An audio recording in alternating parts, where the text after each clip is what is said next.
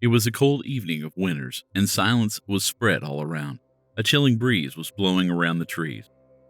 George, a 17-year-old black teenager, was standing in the middle of a graveyard where his father was buried. He remembered just a day ago how different his life was. His father was with him.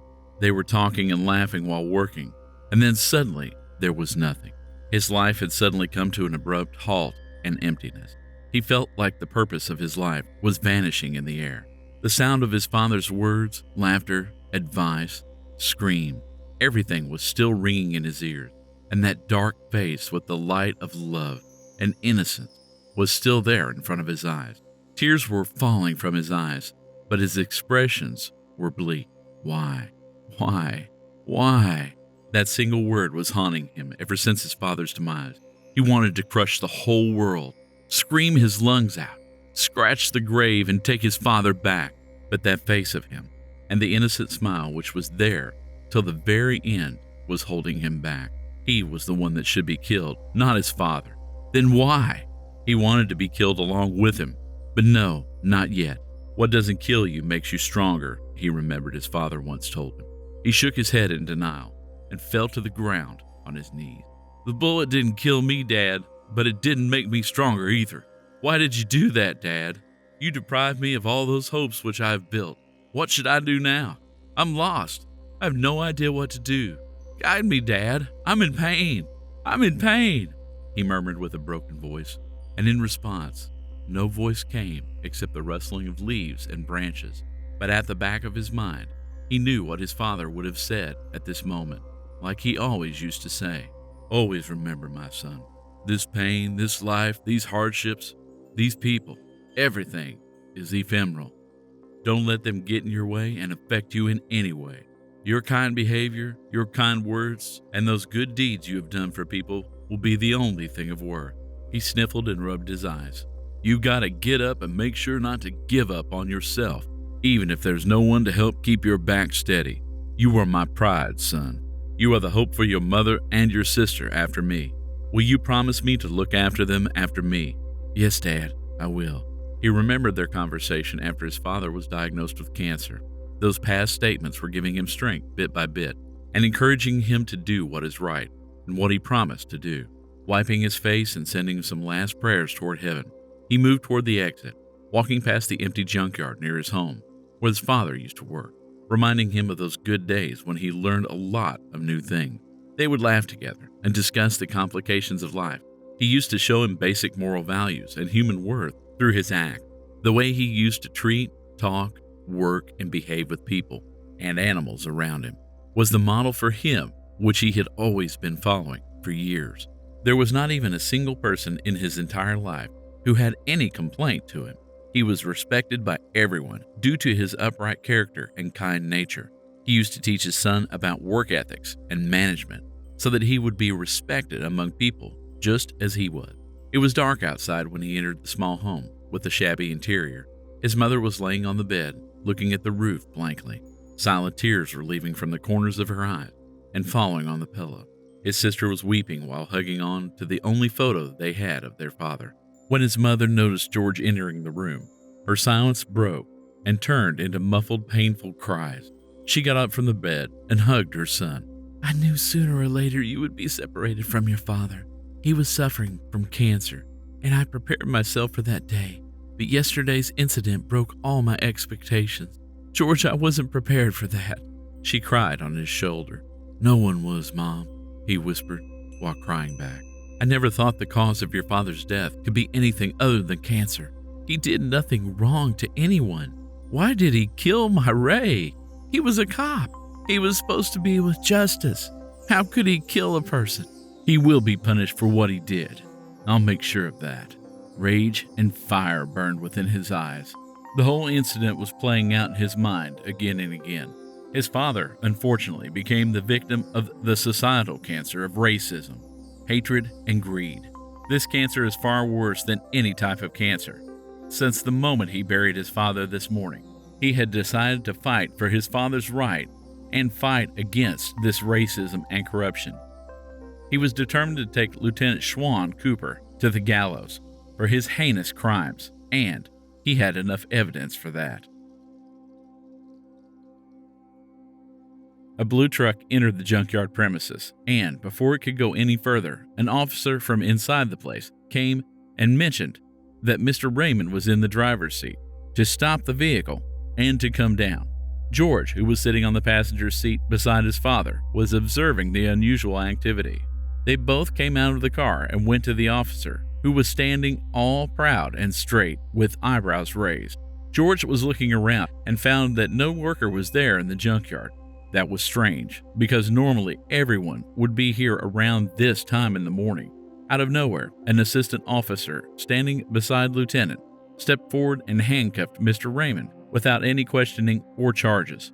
This action caused a sudden panic and shock for both Mr. Raymond and George.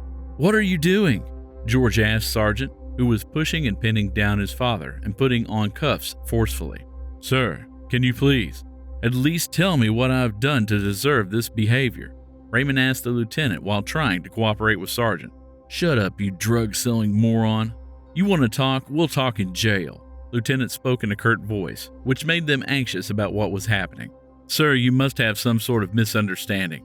I have never been associated with drugs in any way, let alone sold them to someone." Raymond explained himself to the lieutenant. Meanwhile, Sergeant slightly moved the truck and took out a nylon bag underneath his jacket and threw it inside the truck. But unfortunately for him, George saw him throwing the bag. "Dad, hey, what are you doing? What did you just throw inside?" George tried to get the attention of his father and looked suspiciously at the sergeant. "Oh, he must be understood, really." The lieutenant continued the conversation, stopping Mr. Raymond to look behind and listen to his son. "We've got the tip that you are a drug seller. Check the truck, Sergeant." "Wait a minute, sir. I saw your officer throwing a nylon bag inside." George spoke more loudly to get everyone's attention this time. A floating expression of contempt appeared on the lieutenant's face, but he hid it perfectly. Raising an eyebrow, he confidently addressed, "That was a nice trick to get us distracted, but I'm not a fool. Check the truck, Sergeant. I'm not using any tricks. Sir, I saw this man. Sir, a packet is found." A sergeant came with a cuboid packet that was cut from the center, revealing packets of drugs inside. There was a glint of cunningness in the eyes as he had achieved his goal. "Found? You liar! You put it there yourself. I saw that." George lashed out, not believing what was happening. "George, calm down. Let me talk." Mr. Raymond tried to hold back George with cuffed hands. "Hey you, the tiny little bug of a drug seller. How dare you call my officer a liar? You want to get yourself arrested along with your father? My father did no wrong, and you have no rights to arrest him. Your sergeant throws the nylon bag right in front of my eyes, and he is lying." Lieutenant came near George and, looking him right in the eyes, spoke as if challenging him. "Do you have evidence to prove what you saw?" At that moment, George knew it was all planned, but what he couldn't understand is why they were doing it.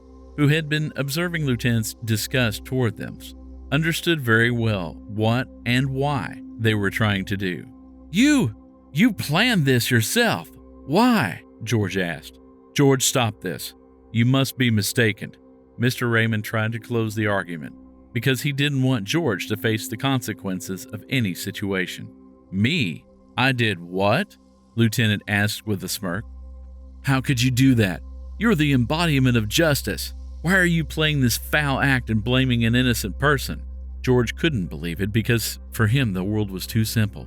"First thing, we are not answerable to any of your foolish questions. Secondly, if you've said one more word against us, you will be arrested as well. You can't take him. I will tell everyone you're a fraud and a cheater," George shouted, while the sergeant was dragging his father to the police car. "Sure, tell, if you live that long."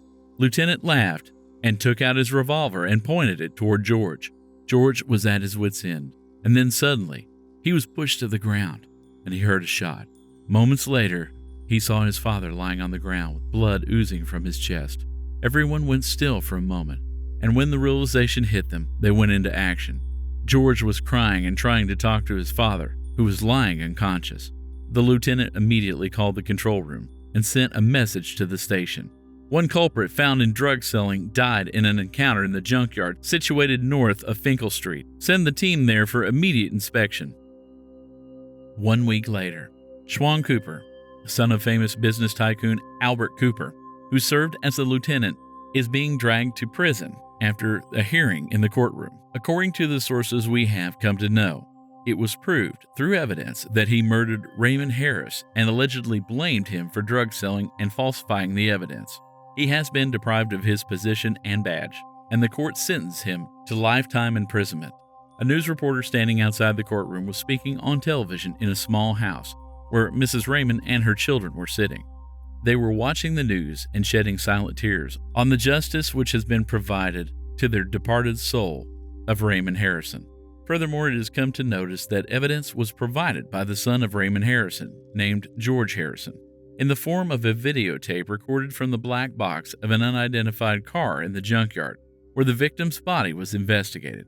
The clarification of evidence has been done by the confessionary statement of ex-Sergeant Billy Wright, who explained that all those allegations towards Raymond Harrison were nothing but pre-planned execution due to racial hatred and greed for promotion. The court had sentenced him to 7 years imprisonment for hiding the fact and causing hindrance in justice. The censored evidence video was being broadcast between the news. George turned off the television and served the food on the small table where they all were sitting. "Come on, let's have these banana pancakes in memory of Dad." Just when they were going to eat, a black car stopped outside their home, and a well-suited old man entered their home. George welcomed him inside and offered him a seat. He looked around their small house and then introduced himself. "I am Albert Cooper.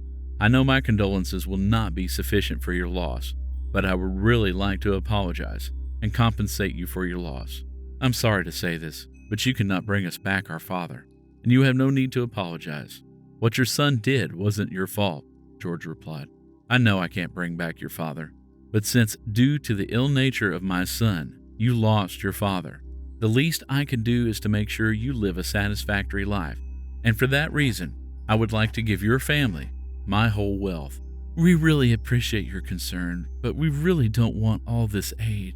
My children will be able to manage through thick and thin, and you don't have to worry about that," Mrs. Raymond replied humbly. "Look, Mrs. Raymond, I insist. That way a burden from my heart will be lessened a bit.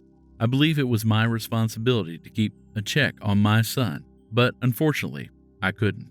Now, in compensation for that, I want to see your children brought up in good care. That way I will be able to die with a little ease at least. Consider it an appeal of an old man who has not enough time to live. In the end, good deeds are all that matters." George looked into his eyes at once. Those were the exact words his father used to say. Something pulled inside his heart, and slightly nodded his head in acceptance. Mrs. Raymond wasn't expecting this from him, but nonetheless stayed silent. While seeing Mr. Albert off, the only thing which was in George's mind was that, really, what doesn't kill you makes you stronger, one way or another. This is what life is, unpredictable.